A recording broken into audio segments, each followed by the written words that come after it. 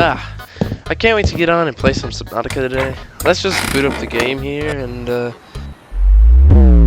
So, I made a big mistake. I recorded nearly 3 hours of footage without my mic enabled. So today you get voiceover me for the next few episodes where I didn't have my mic on. I'm also sick. Enjoy. We begin back where we left off in the life pod to our PDA telling us that the Aurora is imminent to detonate and giving us the crafting recipe for the radiation suit. We climb outside and witness the Aurora exploding and the release of radiation now contaminating the area around the crash site. To craft the radiation suit I needed fiber mesh, which comes from creepvine samples in the kelp forests, so we quickly head out to grab some samples and craft ourselves the radiation suit, allowing us to now get close to the Aurora safely.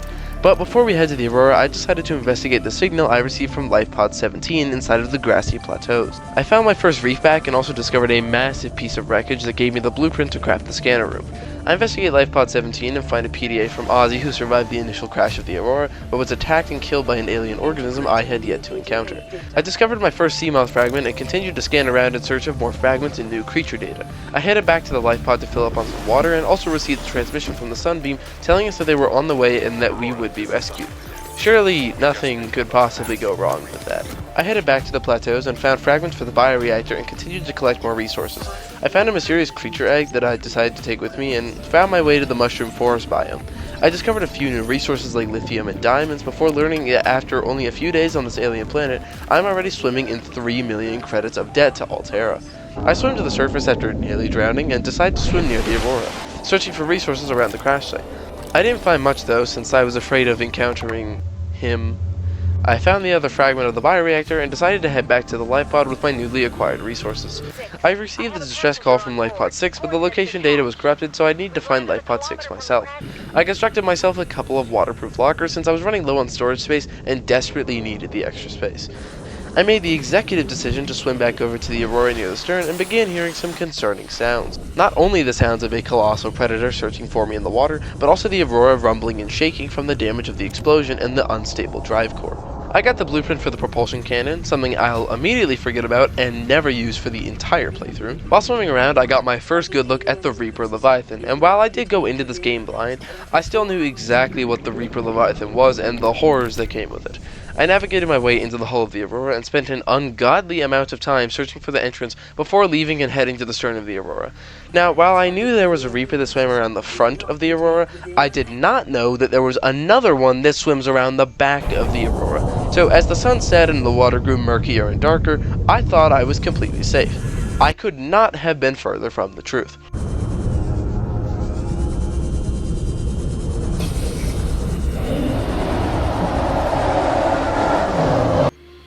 You don't want to be like this. This is disgusting. This is awful in every way. The Reaper ambushed me from behind and I frantically attempted to swim away, and in that very moment, my sea glide decided to run out of battery. At the worst possible time. While I was definitely scared of the Reaper and didn't want to get too close and risk dying, I was no coward and would not stop until I was satisfied with my search around the back of the Aurora. In doing so, I was attacked again, but managed to escape it in the kelp forest nearby and hide where it couldn't reach me. Then, while showcasing my negative survival instincts, I turned right back around and continued to search for more resources and loot. I heard it roaring in the distance, but that did not scare me. I would find every container, every fragment, and every useful resource that I could find there. I ended up getting some pretty good stuff too, finding a fragment for the Cyclops' engine as well as some power cells. As the sun shone through the sandy waters, I continued looking, not afraid of the deadly giant fish swimming mere feet away. I was determined to find everything that I could down there, and again, I did. I found more fragments for the Cyclops, and this time finding 2 of the bridge fragments. Now, when I say that I have no survival instincts, I mean it. Not even 20 minutes after my first encounter with one of these Reaper Leviathans, and I was already chasing after it trying to scan it for the database. Hey, I'm gonna need some high quality alien research if I'm ever gonna get out of my crippling Altera debt. The plan, however, quickly shifted to escaping the Leviathan after it bit me and took me down to just 6 health. I swam away and popped 2 of my medkits from the life pod fabricator and restored my health to full. After that moment of terror, I decided to leave the crash site briefly and go and explore some of the nearby biomes, discovering an entrance to the jelly shroom caves on the way, but I decided not to venture down there just yet. I found one more CML fragment and then headed back to the crash site, discovering the last 2 Cyclops engine fragments as well as the final bridge fragment, meaning that I now had 2/3 of the total Cyclops blueprints. Some more of the usual happened. I got attacked by the Reaper again, but got away unscathed before feeling satisfied with my expedition and heading back to the life pod in the safe shallows. Climbing aboard the life pod, I received another message from the Sunbeam, attempting to soothe my nerves with a random motivational quote before letting us know that they're looking for a place to land so that they can come pick us up. I wonder if they know that literally everyone else is already dead. With all of my resource gathering, I was finally able to craft the compass with the blueprint that I found at LifePod 3 in the first episode. I made myself a bunch of water and then set out to find the resources to make a rebreather mask, which would help me to have more oxygen underwater as well as get rid of the oxygen efficiency debuff when going past 100 and 200 meters. But after crafting the rebreather mask, I wasn't really able to wear it since the radiation around the Aurora was forcing me to wear the radiation helmet instead. I set my sights on constructing the habitat builder and constructed myself a scanner room since I figured it would be helpful. I got another achievement for building a base structure, and now that I had the scanner room, I could use it to detect resources and other important items around me. I attached a hatch and then entered my new base. I quickly learned that bases need power to produce oxygen and to function, so I put a few resources into building a solar panel, which would produce power during the day and was pretty cheap to make. With my new habitat powered, I looked through the options of what I could scan for and played around with the controllable drone cameras. I followed one of them to a beacon fragment since I didn't know what it was, and went back to piloting it around the surrounding area to find some new fragments. I unlocked the mobile vehicle bay blueprint and then brought my camera back to base, where I then discovered this stalker with all these green glowing blotches all over its skin. I scanned it and discovered that it was infected with some sort of alien disease that I'm sure we won't contract at a later date. I was swimming around looking for another one of my cameras that I had sent out and found it stuck inside of a wall in an unreachable position. And just as I made it back to my base in the hopes of piloting it out of the rock face, my base powered down because solar panels don't produce power when the sun isn't out. Who would have thought? I looked into the transmission I had gotten from LifePod 6 to determine its location, but hadn't yet discovered LifePod 4's location, which would help me in finding LifePod 6. My base powered back up, and I confirmed my suspicions about the camera being stuck in the wall, and yes, it was. I got it back to base by just phasing through the wall, and then went out to test the range of the cameras. They actually go pretty far, but get fuzzier the further you go out, which makes it very hard to tell where you're actually going. After exploring some more, I found myself in the mushroom forest once again, and then I discovered the bulb zone before performing a self-scan and finding out that I was already infected by the alien disease. After finding another wreck, I discovered a data box containing the reinforced dive suit, a very important item that we need for progression later, as well as all 3 of the modification station fragments. I nearly blacked out coming to the surface and then stared at the Aurora for a solid few seconds before deciding that now was the perfect time to go explore it. Not when it was the middle of the day. No, I decided to wait until it became night before I ventured out to the Aurora. Once again, showcasing my complete lack of self-preservation instincts. The more insane part? I made it safely inside of the Aurora's hull without even seeing the Reaper in the area or hearing it. I spent even more time looking for an entrance and finding absolutely nothing, even though I was looking in the completely wrong areas. But of course, I didn't know that. I eventually discovered an area above the water where I could walk, and it seemed like I was in the right area. I got harassed by some cave crawlers and found what looked to be an entrance to the Aurora, but there was a bunch of junk blocking the way. If only there was a tool that could lift things out of the way and unblock the entrance. It probably just doesn't exist. I'll find another way in. I tried for a few more minutes to parkour inside, but was convinced that this game didn't have a jump button, so I was attempting to climb on pieces of wreckage to get to higher ground to get inside. Long story short, it didn't work. I got into a fight with some cave crawlers, but no matter what I did, I just couldn't hit them, so I eventually gave up on trying to attack them. We're told that the structural integrity of the Aurora is pretty low, and we'll need fire extinguishers and laser cutters to explore the entirety of it. I wander around aimlessly looking for an entrance and find out that the digestive tracts of nearby creatures contain human tissue, which is a great sign for my survival. And with that incredible news, I also got a calorie warning from my PDA, but didn't have any food on me. I'm sure that this will not lead to incredible panic in around 5 minutes. I try extinguishing some random fires before noticing a convenient walkway that takes me to a new area on the exterior of the Aurora. I make my way around and see a doorway up ahead, but instead of being blocked by debris, it's blocked by flames, which I can extinguish to get inside. At long last, I'd finally made my way inside and found another fragment for the propulsion cannon, and an abandoned PDA before heading to the admin room. Inside the administration room, I found a data download about Altera launching the Aurora, but didn't read it because I wanted to continue exploring. I found another PDA, ignored it, but found this sick poster of the prawn suit hanging on the wall, which I promptly stole. I mean, it's not like anyone else is going to use it. I once again found myself blocked by debris to get to cargo hold 3, but almost immediately found a way around by falling onto the debris from an elevated platform, which is something that a lot of people actually do in speedruns so that they don't have to get the propulsion cannon. The only difference is that in my case, the thought of using the propulsion cannon never even crossed my mind. But as I fell onto the boxes and into the hallway, I noticed something horrible ahead of me. The door was locked with a 4-digit code, and I couldn't get out. Without my knowledge that you can actually jump in this game, I was completely stuck. I didn't know the code and my hunger was dangerously low. Panic immediately set in as I realized I was trapped, and I attempted to find my way out through the rubble on the side, but there was no getting out. I frantically looked through my PDA for any sign of a code in the LifePods PDA I had collected, but couldn't find one. I was panicking so much that I completely ignored the PDA telling me that the scans of the damage sustained by the Aurora matched no known offensive weaponry, almost as if an incredibly powerful alien weapon took down the Aurora. Instead, I paid a lot more attention to emergency, starvation imminent, seek calorie intake immediately. I searched through a bunch of random entries in my PDA and even tried 4546 as the code for the door in pure desperation.